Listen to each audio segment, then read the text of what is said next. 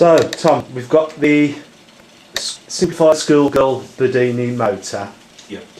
And we're attached to your latest addition to the laboratory, your oscilloscope. That's right. What battery are we connected to? Well, right at the minute, we're not connected to any battery. I'm just trying to find a force coming directly out of the machine and just pick up a signal. Still getting some strange readings. I think I know why, and it might be a good idea to stop your film in a minute. So we're just changing a resistor in the schoolgirl circuit, Tom?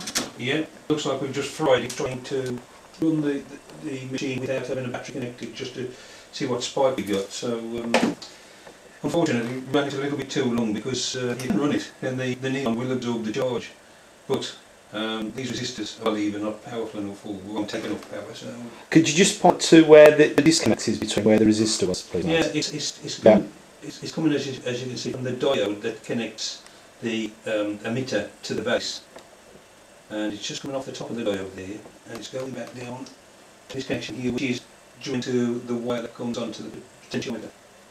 So that's from the emitter. It's actually coming from the base, if you like. The base.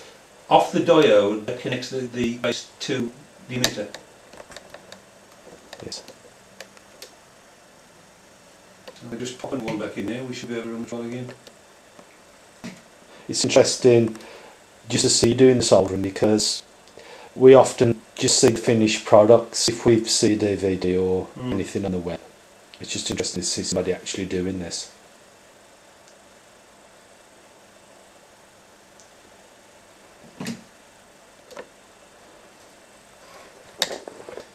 Need to trim that down a little bit, get it in a little better. While you're doing that, Tom, we'll keep looking at that, but I'll just describe the 3 or 4 things that I want us to have a look at today. Okay.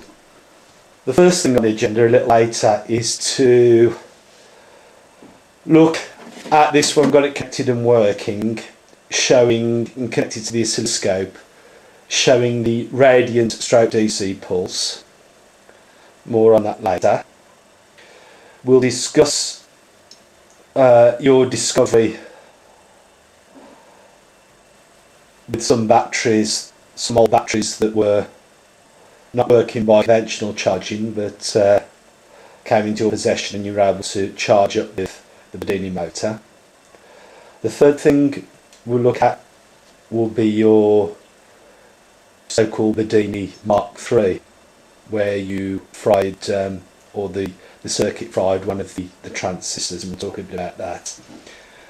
And we'll also, fourthly, we'll talk about the car batteries, the 12-volt car batteries, and what is happening in our little project with regard to charging and discharging those things.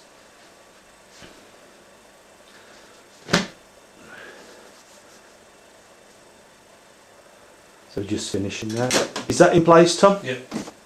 Well done, mate. Yep, there we go. Yep. So we should be able to give her a spin now, and hopefully she'll fire up as normal. Just clipping it to the drill battery.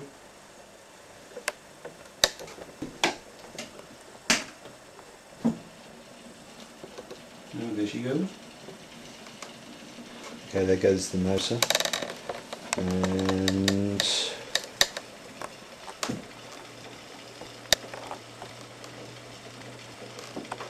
did you observe any cooling of the battery so far, Tom? Not cooling as such, but there's certainly no heat involved in the charging process, which is unusual. You generally tend to expect the batteries to feel warm as they're being charged, but these never do.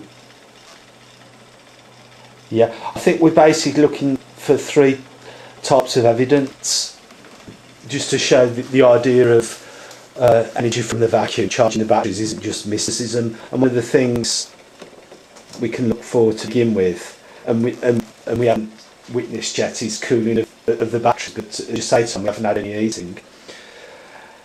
Secondly, we can, and we'll discuss this a little later, just show that the batteries charged with the Bedini technology circuitry last a lot longer in their discharging.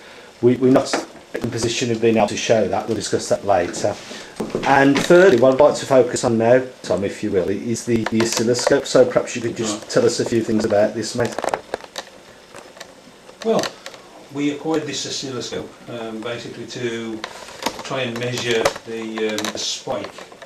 We've had to revert back to the very basic model because the fan motor circuit we built was just outputting far too much energy, far too much charge for this to cope with. So we've reverted back to this so we can take some measurements from hopefully and see exactly what the machine's putting out.